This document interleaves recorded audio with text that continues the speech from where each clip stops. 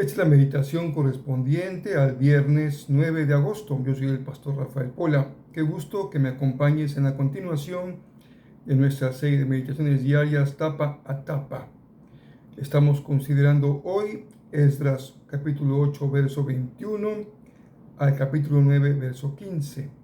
1 Corintios 5, verso 1 hasta el verso 13. El Salmo 31, verso 1 al verso 8 y Proverbios 21, versos 1 y verso 2. Tenemos ya en el centro del libro al personaje principal, que es Esdras, el gran sacerdote, escriba, reformador del culto de Israel en Jerusalén. Este capítulo nos narra ya el preparativo para que Esdras pueda viajar de Babilonia hacia Jerusalén.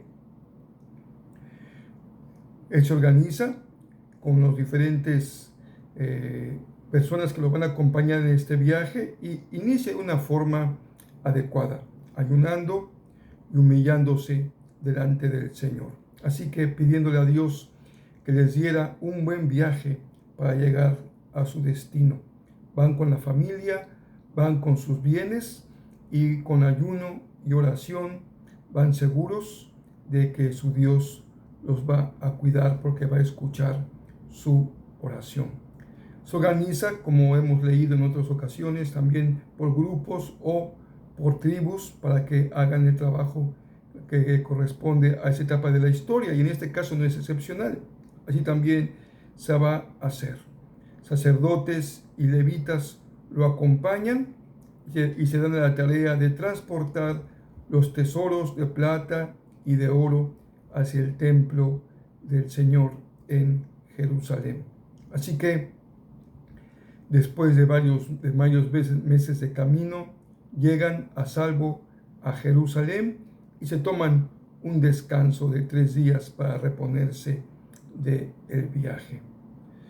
También convoca a que los que ahí vivían y que habían sido también desterrados y habían regresado en un primer grupo, le presenten al Señor ofrendas, y la gente lo hace de forma voluntaria, ofreciendo y sacrificando tanto animales como las ofrendas quemadas o las ofrendas mecidas, que eran parte de los rituales de adoración al Dios de Israel. Una vez que ha terminado esta celebración, los líderes de la comunidad se acercan a Esdras y le comparten algo para ellos importante y que será un dato central en el libro, pero que requiere de un esfuerzo por comprensión de lo que se trata.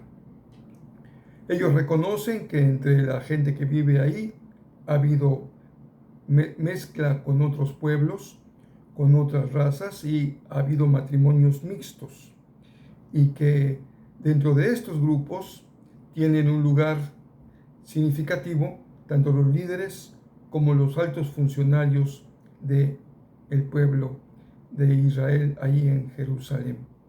Cuando Esdras escucha lo que le dicen, dice a la letra: me senté completamente horrorizado.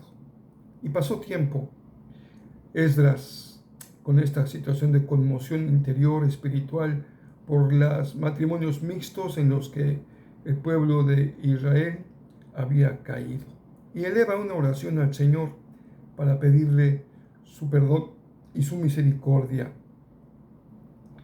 habiendo reconocido que el pueblo ha abandonado los mandatos del Señor, quebrantando sus mandamientos y habiendo tenido hijos también con parejas no judías o gentiles de los pueblos de alrededor. Esdras reconoce que esto puede dar lugar al enojo del Señor, porque lo que está confesando Esdras no solamente es que haya matrimonios mixtos, también está confesando que el pueblo ha caído en las prácticas idolátricas de los dioses de esos pueblos en los que se han unido, y también en el fondo lo que Esdras está confesando es que el pueblo ha roto con la ley del Señor, porque es el pacto. Recuerden que Israel es el pueblo que ha hecho de forma voluntaria un pacto, Y ese pacto les obliga a ellos y también le obliga al Señor. El Señor de manera voluntaria asume compromisos con Israel e Israel de forma voluntaria asume compromisos con Dios. Y dentro de esos compromisos está el no tener relaciones matrimoniales con los pueblos paganos. Ellos han roto el pacto y al romper el pacto, como en cualquier contrato que se celebra, cuando alguien rompe un contrato, en este caso un pacto, hay consecuencias. Y Esdras sabe que habrá consecuencias para el pueblo por haber roto el pacto. Ya veremos más adelante lo que sucede después de esta confesión de Esdras respecto al pecado del pueblo. Continuamos con nuestra lectura del Nuevo Testamento y seguimos en la primera carta a los Corintios, capítulo 5, versículo 1 al versículo 13. Ahora Pablo enfrenta o continúa haciendo frente a un segundo problema que hay en la comunidad de Corinto. Corinto es una iglesia muy especial. Está tanto en la cúspide de lo espiritual como en lo más bajo de la carnalidad.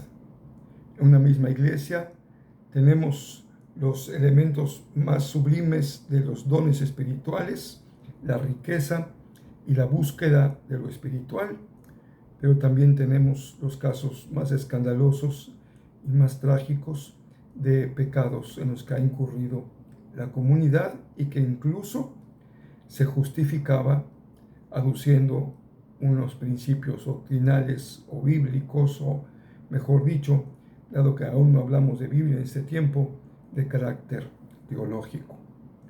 Hay una situación de inmoralidad sexual en la iglesia, incluso que rebasa las costumbres de los paganos, que es que un hombre está cohabitando como una relación matrimonial con su madrastra. ¿Qué decían los hermanos? Pues la gracia. Todo se vale, todo está permitido, no estamos obligados a cumplir con ningún mandamiento, hemos sido salvos por la gracia y la gracia lo cubre todo. Pero, dice Pablo, no, están entendiendo mal la doctrina de la gracia. Esta persona debe ser expulsada de la iglesia, debe ser entregado a Satanás con un propósito bueno, que su naturaleza pecaminosa sea destruida, pero que él sea salvo para el día del Señor. Recuerden que desde el capítulo 1 decíamos que Pablo tiene una concepción del pecado como algo que también está presente en el cuerpo. No es solamente un rasgo o una falla de carácter moral o legal en el sentido de la ley de Dios, sino que la afectación del pecado también daña el cuerpo. Es parte de la naturaleza corporal del ser humano. Y por eso dice Pablo, dado que el pecado está en el cuerpo, este hombre debe ser entregado a Satanás para que en su cuerpo, en su naturaleza pecaminosa, sea destruida, con el fin de que sea salvo, para que no se pierda finalmente y sea salvo en el día final. Pablo dice, es increíble que se jacten de cosas como esas tan terribles. Así que, cuidado cuando han entendido mal la enseñanza de la palabra del Evangelio de la Gracia, y lo que él quiere decir es que esto es incluso tan sancionable que no deben de convivir, tener ninguna relación con personas que tienen ese tipo de comportamientos, que ya sean porque se han entregado a pecados sexuales o porque caen en la avaricia o porque caen en la idolatría. Fíjense los tres pecados de los que habla Pablo, que son motivo de separación de alguien que ha incurrido en ello: inmoralidad sexual, avaricia e idolatría. De cualquier forma, parece ser que el problema es el mismo: poner por encima del Señor algo en nuestra vida, ya sea el placer sexual, que rompe incluso con las reglas más básicas que afectan la relación del hombre y la mujer, la avaricia, que es un amor excesivo por el dinero, y la idolatría, que es poner a cualquier otro ídolo en el lugar del Señor. Ahora bien, el salmo que nos corresponde leer hoy es el Salmo 31, versos 1 al verso 8. Aquí nada más extraemos una gotita de miel del verso 5. Encomiendo mi espíritu en tu mano, rescátame, Señor, porque tú eres un Dios fiel. Poner nuestro espíritu, nuestro ser, en las manos de Dios, confiar en que en sus manos estamos seguros y que si hemos perdido el rumbo, es en sus manos donde podemos ser rescatados, porque nosotros fallamos, pero Dios es un Dios fiel. Siempre está a la espera del regreso de su Hijo para que pueda llegar a casa, para que se encuentre otra vez a casa. En la iglesia nuestra cantamos con cierta frecuencia un canto que tiene ese estribillo: vuelvo a casa, a la casa de mi Padre. Creo que esta es una forma muy hermosa de decir que el Señor restaura nuestras vidas y nos da una oportunidad para reencontrarnos con Él, como ese hijo que se fue, que tomó su camino, que pensó que el mundo era algo para ser simplemente disfrutable y hay que darle rienda a la hilacha, pero terminó como termina la mayoría de las personas que dan rienda suelta a la vida: humillado, degradado, empobrecido, enfermo, sin esperanza. Pero supo regresar a la casa del Padre, y más aún que a la casa, y todo lo que esto significa, al seno mismo del Padre. Por último, de nuestras 4 lecturas, Proverbios 21, 1 y 2, la gente puede considerarse en lo correcto según su propia opinión, pero el Señor examina el corazón. Hay muchos temas polémicos en el mundo de hoy, incluyendo al pueblo de Dios, a la iglesia, temas que generan mucho ruido en las redes, muchas vistas, muchas polémicas. En general, suscitan temas que mueven al morbo, al interés por cosas ocultas o escandalosas. Pero en muchos casos nosotros tenemos adolecemos de un defecto común, que es: tenemos algo en lo que creemos o que queremos, y buscamos la forma de argumentar para salirnos con la nuestra. No me refiero solamente a niveles de la convivencia diaria, me refiero a grandes tratados de teología o de filosofía o de sociología o de política. Por ejemplo, ahora con la discusión sobre la composición de la Cámara de Diputados, la gente ya tomó una posición a favor o en contra. En general, ya se han tomado posiciones personales. Y todo lo que sigue es argumentar a favor o en contra. Si estoy a favor, pues entonces argumento. Y si estoy en contra, pues entonces contraargumento. Pero debemos de ser honestos. En realidad no estamos examinando argumentos, sino justificando posiciones. Y esto pasa en muchos aspectos de la vida. Por eso es hermoso cuando dice Proverbios: a nuestra propia opinión estamos en lo correcto, pero el Señor examina el corazón. Y hay asuntos más profundos que una opinión respecto a un asunto político, que es muy importante, sin duda, y más en este momento para el país. Pero el Señor examina el corazón. Y mi hermano querido, no hay mayor oración necesaria hoy que cuando hablamos de asuntos espirituales, le digamos al Señor: Señor, examina nuestro corazón. Que tú nos permitas siempre encontrar un corazón limpio y un corazón puro. Este próximo domingo 11 terminamos nuestra serie Ganar. Tuvimos como base un pasaje de Pablo a los Corintios, justamente, en donde él nos explica que cualquiera que compite entra a una pista para correr, pues tiene como propósito finalmente llevarse la corona, llevarse la victoria. Esto no va con la cultura de los Juegos Olímpicos, en donde allá ese famoso fundador de los Juegos Olímpicos modernos decía que lo importante no es ganar, sino competir. Y claro que entendemos que hay una razón en el hecho de que el que la humanidad, los países envíen representantes y compitan, pues ya en ello hay una gran avance, hay algo muy bueno. La competencia legítima, limpia, que busca superar, es buena.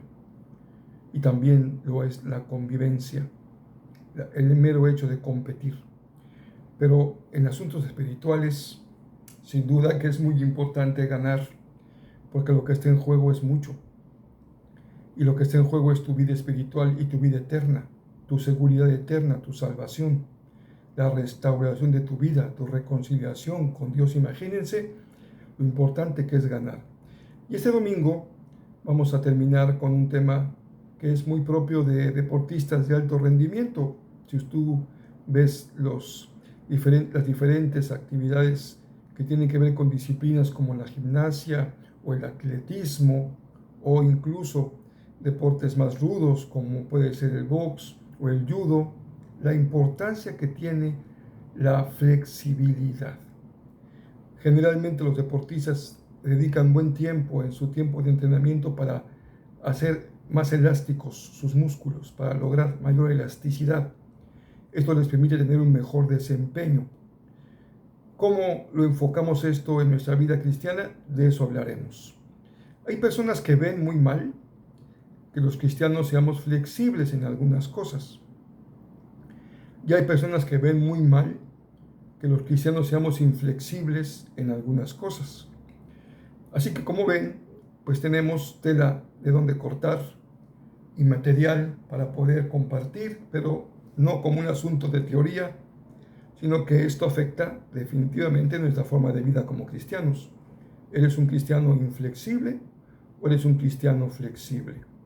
A veces pensamos en nuestros propios ojos que somos muy flexibles, pero para otros aparecemos como muy inflexibles, o a la inversa. Nos consideramos muy rígidos, muy fuertes, con mucha convicción, pero a los ojos de otros nos dicen, bueno, por fin, ¿de qué se trata? ¿Sí o no? ¿Cómo calificas a Jesús? ¿Y cómo calificas a Pablo? ¿Jesús sería una persona flexible o Jesús sería una persona inflexible? ¿Pablo sería una persona inflexible o Pablo sería una persona flexible? Sobre eso vamos a considerar y encontraremos una enseñanza para nuestra vida, porque el Señor está preocupado por nuestra madurez, por nuestro desempeño, por nuestro crecimiento. Y sin duda que la madurez y el crecimiento va de la mano de una actitud ante la vida que sepa equilibrar lo flexible y lo inflexible. Si crees que esto puede bendecir a alguien, comparte la invitación para que se una a la transmisión que hacemos el domingo por vía de Facebook en la página de Jezreel. Ahí se queda desde el momento en que se da por terminado el culto. En unos cuantos minutos más ya Facebook pone disponible en streaming la grabación del culto, tanto en la mañana como en la tarde, a las 6 y a las 10 de la mañana. Así que espero que puedan acompañarme y disfrutar de la comunión y disfrutar del mensaje de la palabra del Señor.